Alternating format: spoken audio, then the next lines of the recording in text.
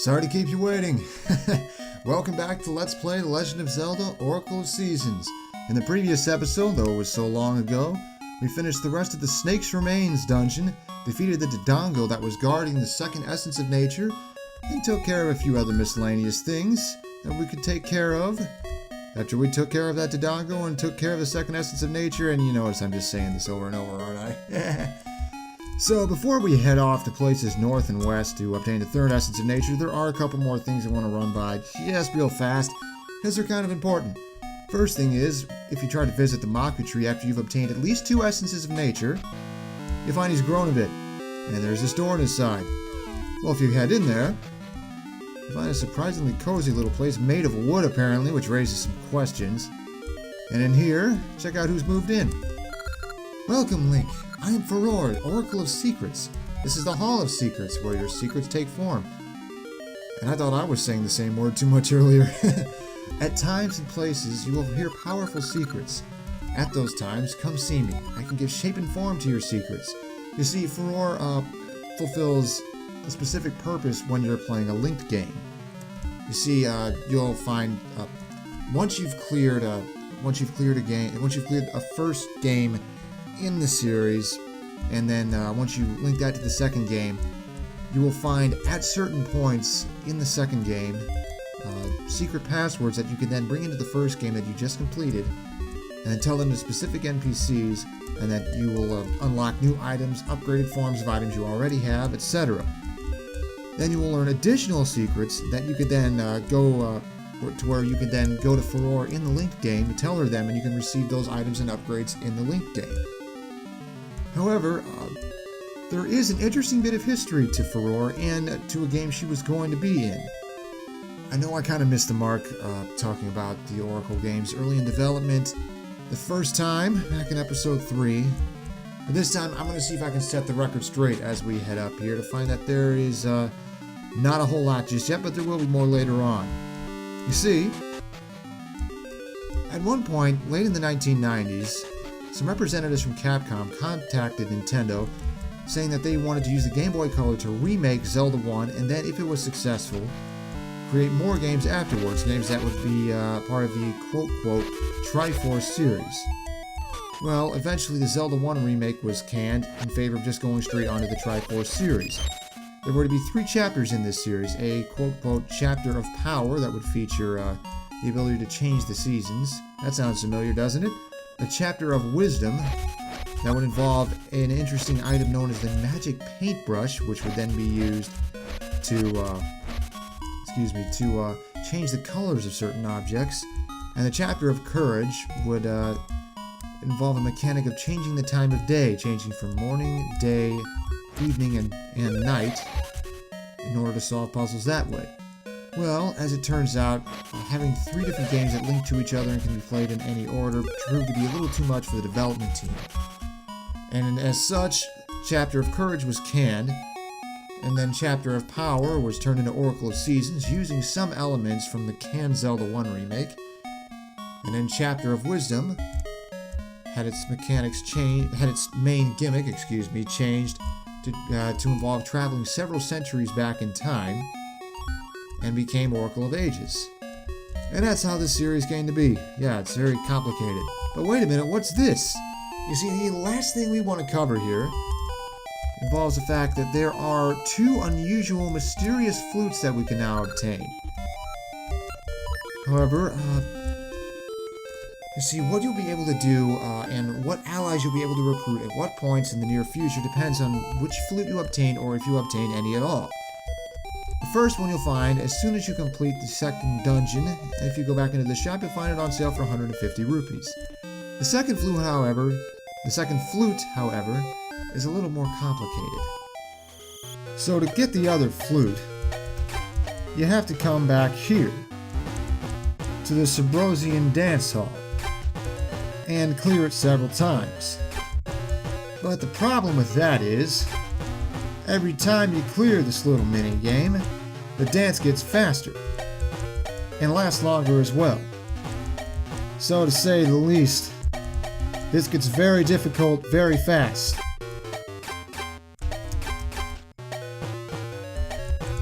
I don't know how I've lasted this long so far.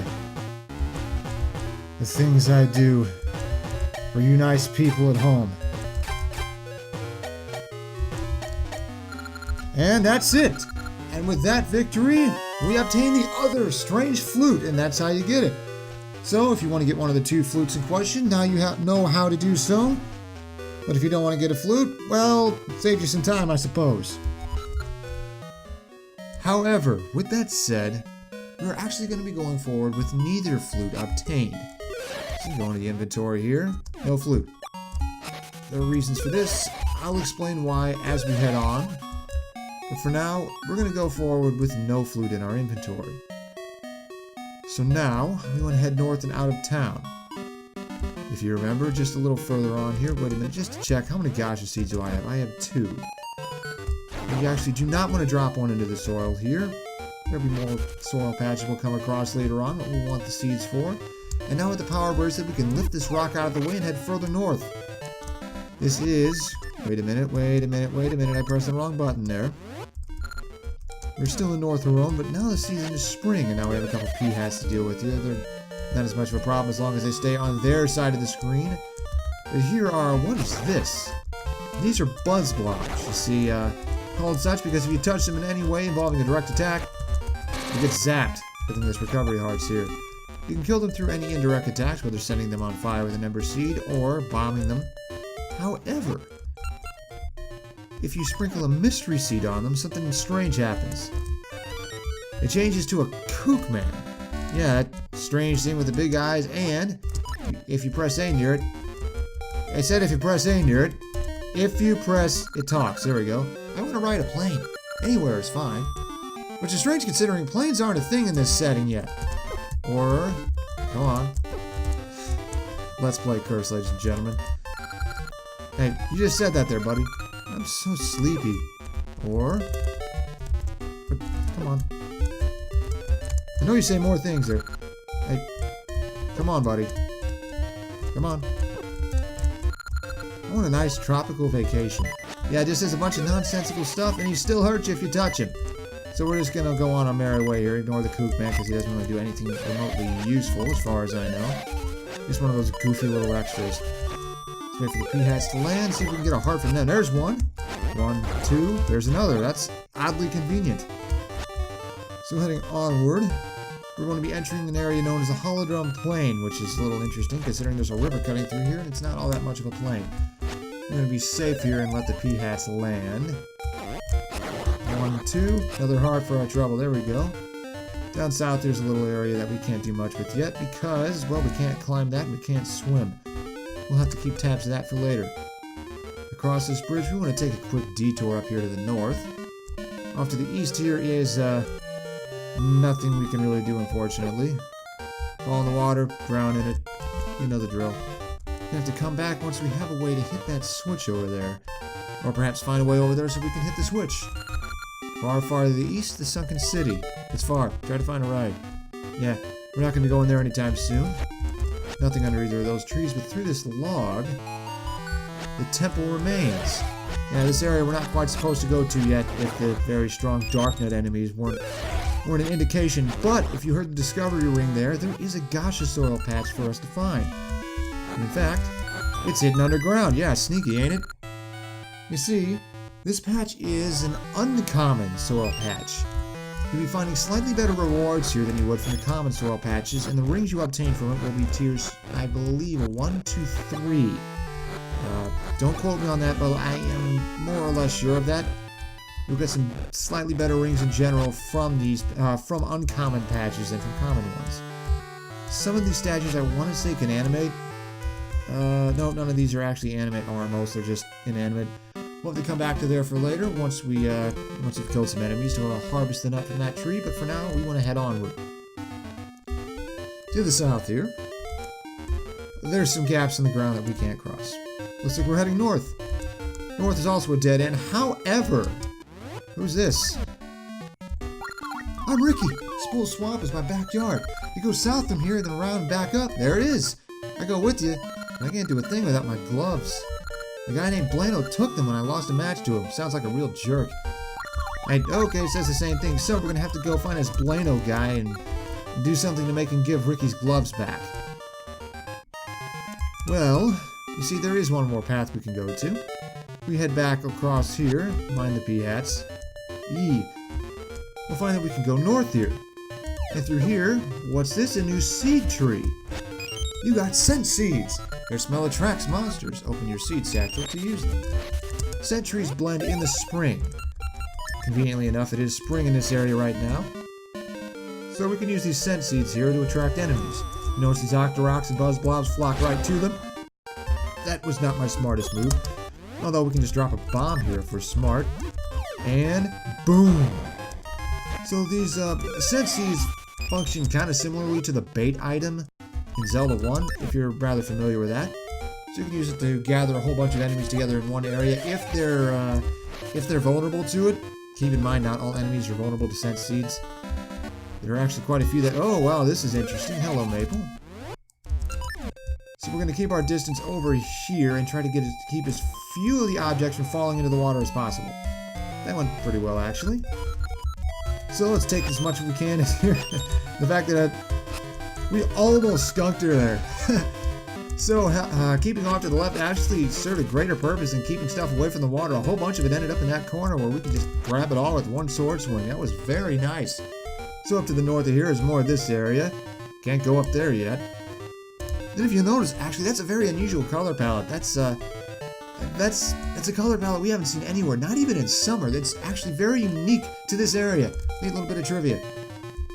But to the south here is where we want to go. God damn it, P-Hat took off. Oh yeah, that guy. That guy who likes to hide in the bushes. That's called a spiny beetle. Didn't respawn. But oh well, it's called a spiny beetle. I'm not entirely sure why, because he isn't all that spiny. Looks a little closer to the dealer enemies from Zelda 2 if you're familiar with them. But anyway, you'll find them hiding in bushes and under rocks sometimes. Keep an eye out for them. They're not all that harmful, just a pain in the ass. And so, well, this house with the boxing gloves on it seems oddly apropos. Perhaps Blano is in here.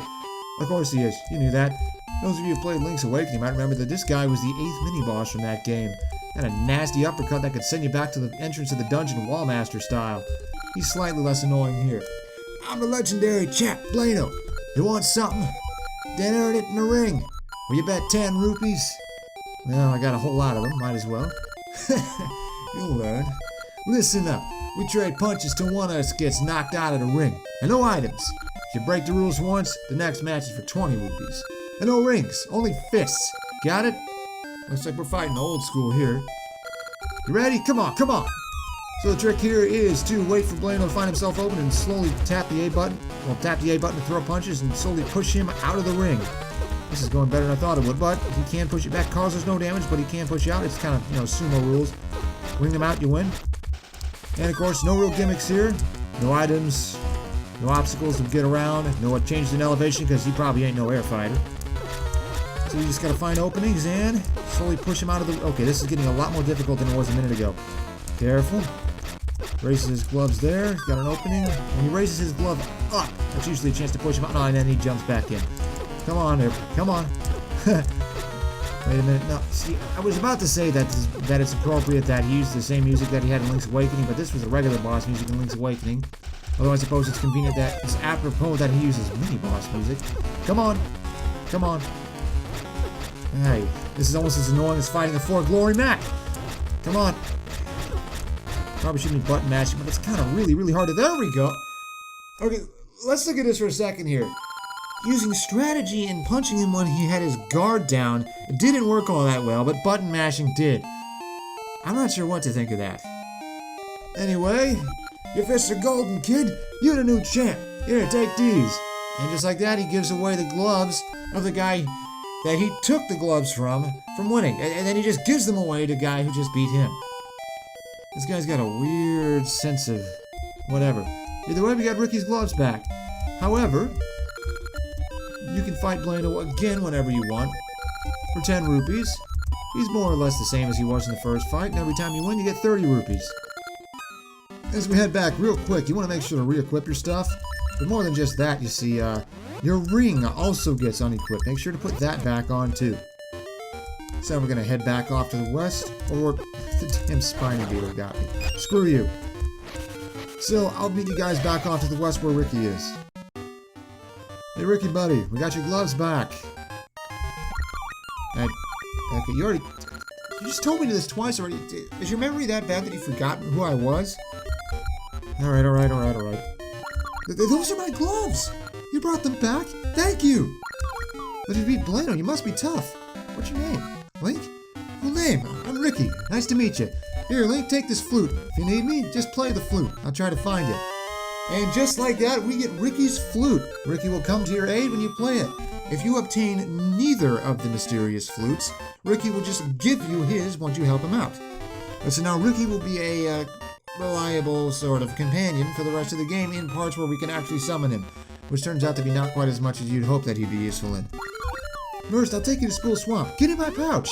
Yes, we all know the fact that, it's kind of unusual that he's a male kangaroo with a pouch. And I kind of say it was a bit of a missed opportunity to not make Ricky a female character here, just because it'd be kind of cool, another female character in a prominent role. But it is what it is. Anyway, you press A to punch, or charge it to unleash a tornado, okay, well actually, let's just show this in action, shall we? Press A and Ricky will throw a couple punches, a 1-2 jab combo. If you hold the button, first actually, if you move toward a hole in the ground, you just jump right over. You can clear one hole fine. 2 is a bit of a problem for him. Can't swim in water either. That's kind of his limits to how he can move around. Let's cross this. I did not cross that very well. Jump over, there we go. To the right here. Throw a punch with A, or hold A, and you can throw a tornado and you can throw a punch that creates a whirlwind in any direction. It's like charging up a smash attack with an ore club equipped. You saw that fairy in that grass, in that bush there. That thing will respawn every now and then. So if you happen to be in the area and you need a quick heal, you can get one from that. Further south here. Let's use this whirlwind jab to... Okay, button didn't respond on me there. Use this whirlwind jab to take out some enemies. Come on. It does roughly the same damage as a punch, which is to say about twice as much as a wooden sword. Yes, it does. Off to the right here is another thing we want to take care of real fast. That was the discovery ring. We want to, and you want to definitely know here, that pressing B lets you jump out of Ricky's pouch. So we can pull out the shovel and dig in that very obvious spot that was hiding gaseous soil. So this patch is, this is another uncommon patch. Sorry there, I just had to check my nose for a second. You want to plant the seed here because you'll be getting some decent items or rings from tiers 1 to 3. Onward though, further to the south. More buzz blobs here. Fortunately, Ricky's gloves protect him from the shock of the buzz blobs. I'm going to stop here for a second though, because that's the wrong button. Because there's something under this tree. And if we burn it, sure enough, there's something down there. And is this going to be a nice old man or a jerk old man? Sounds like the latter. This guy takes 100 rupees from you, so in hindsight, maybe it would have been better if we hadn't uncovered that tree. But damn it, I'm a completionist. I wanted to show that, now you know to avoid it. Down here, more water. Spool Swamp shortcut to the west, but we can't swim now, can we? So we're going to be heading around here. Down here, actually, is a cave. Keep that in mind for once you have flippers. I'm going to take a pit stop into this house here. Who's this? Oh, it's so hot! Even sitting by my prized soothing cold doesn't help. I need something creepy to send chills down my spine. Hey, wait a minute, we just happen to have something like that. A doll! It's so ghastly it gives me chills. Let me have it. Kinda unusual, but hey, we managed to pawn the ghastly doll off on someone. Smart boy. Here, take this fine iron pot. That's a strange thing to give someone you just met. Wasn't my thanks enough? You can swim, take a dip. Unfortunately, if you can't take a swim, it doesn't recover any of your health whatsoever. It's just... She just sells for the item trading sequence, and that's it. What you gonna do? A cliff like that's one leap. I'll move if you jump up to it, so give it a try. And that's Ricky's other talent. He can jump straight up cliffs.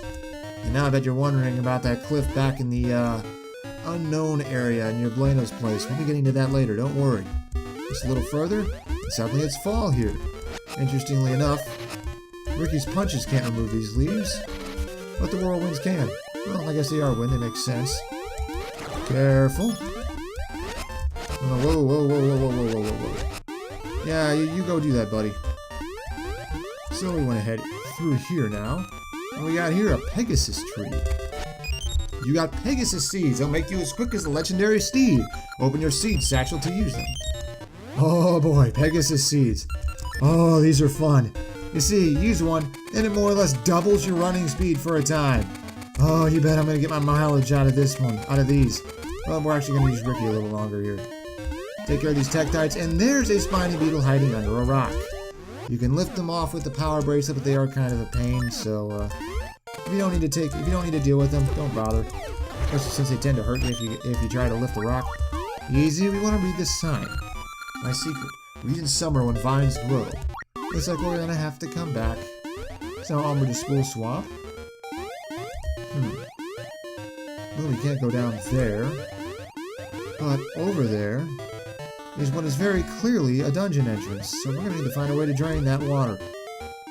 And those spiny beetles are everywhere, I tell you. So through here. You want in the swamp? Well, actually, I lost the key to open the floodgates.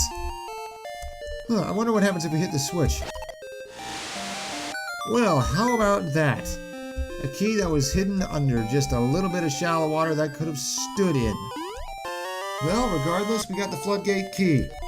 Now we can open the floodgates. Oh, that's where I left it. That should open the floodgates. You can get to the keyhole from that puddle outside. Yeah, this guy is rather absent-minded, isn't he? Let's see if we can find a heart in here. Guess not. Hey, buddy, maybe this will help. And so now what was a patch of water outside is a staircase. And down here, what's this? An owl statue? Blue seeds will give you speed. Well, that was rather straightforward, wasn't it? Let's use these newly obtained awesome Pegasus seeds to get across here, no problem. I got some rocks to lift up. That's not much of a problem. I actually really like how this cave is set up. It's very interesting. A whole lot of details used, a lot of interesting colors used. You can jump down there to get back if you want to get back right now and don't have the means to otherwise. Let's careful. Push this rock down and move these two to get to the staircase. No, we're not going to get across that water. Keep an eye out for these green zoles here. Keep in mind, I don't believe if I've mentioned this or not. The green zoles don't split up into gels if you kill them. I guess that was rather obvious. Even if you don't do enough damage to take them out in one shot, the green zoles just... yeah. So now we can reach the staircase up here. Spiny beetles under grass. Careful. If you can see a piece of ground detail underneath the bush, that's a sign that there's a spiny beetle in that bush and that it's not just something to cut. But now we find ourselves on the other side of the deep water in the swamp.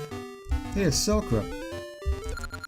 Just as I, Selkra, predicted, the time has come when a new power of seasons is needed.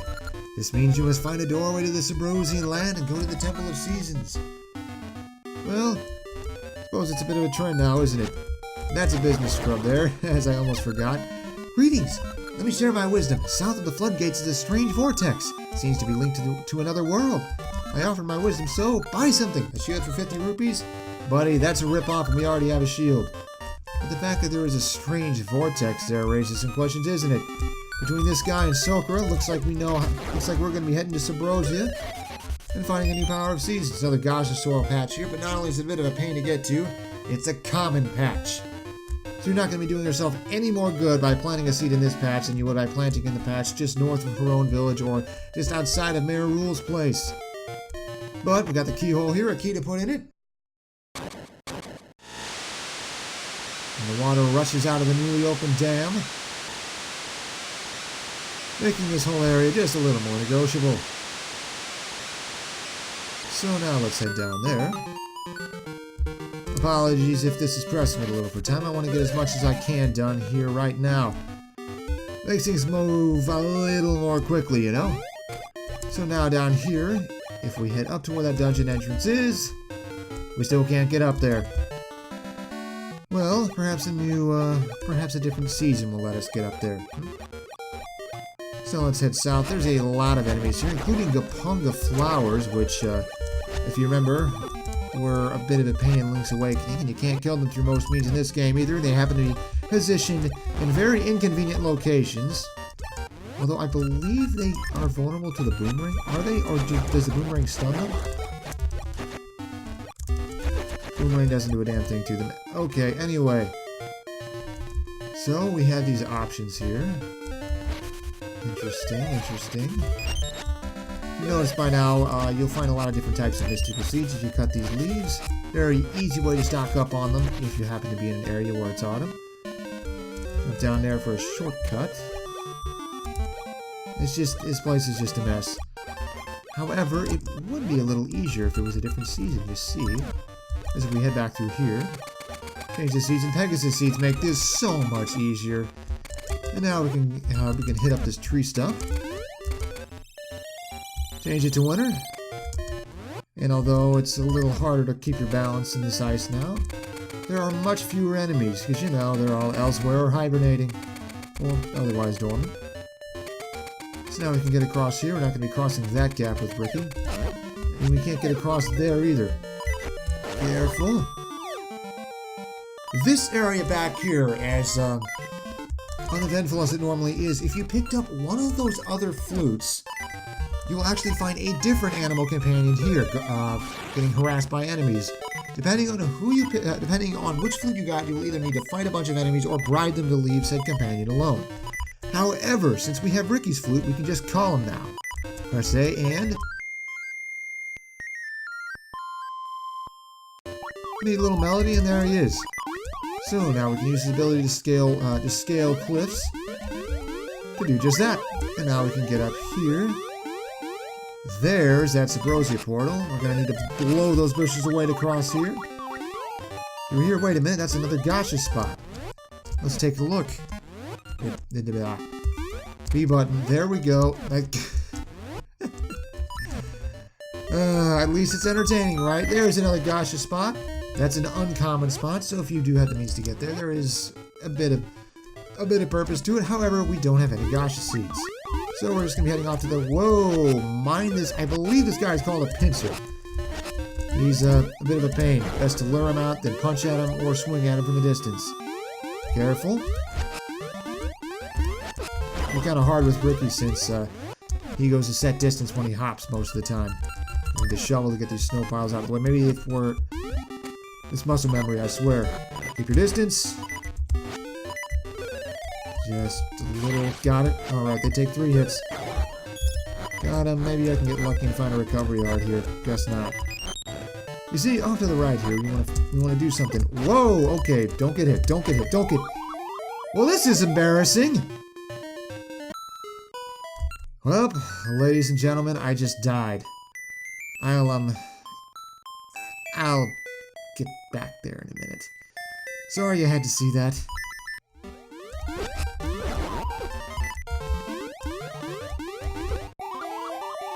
Are you kidding me? This is not my day. This is just not my day. So on the plus side, I did learn that Ricky can just jump on snow piles to get rid of them. I actually didn't know that, believe it or not. That makes things a little easier traversing this area in the winter, I'll tell you that. So, the reason we, another reason we wanted to make it winter is, I'll press the right button one of these days, is this way we can get to this, bombable wall back here. And in here, a square jewel? Well, that's unusual. Fun fact if you're... I did not mean to do that. Fun fact, if you're playing a linked game, there's actually just 100 rupees in there. Which is also nice, but it means you're going to have to find that square jewel somewhere else. Ha. And so that's just about everything we needed to do here. Get out of the way, you damn pincers. So let's head this way. And wow, we got a lot done this episode. And I didn't even press the right button this time. So, we took care of just a little couple extra details, ventured into Holodrum Plain, took that to Spool Swamp with the help of Ricky there, and then found ourselves another Subrosia portal, which according to a certain wandering prophet hippie guy, we're going to use to find a new season, to find the power to summon a new season, which we are going to need to enter the next dungeon. Well, that's a bit of a mouthful, ain't it? And so, next time on Let's Play The Legend of Zelda Oracle of Seasons, we're going to be entering Subrosia for the second time. See you guys then.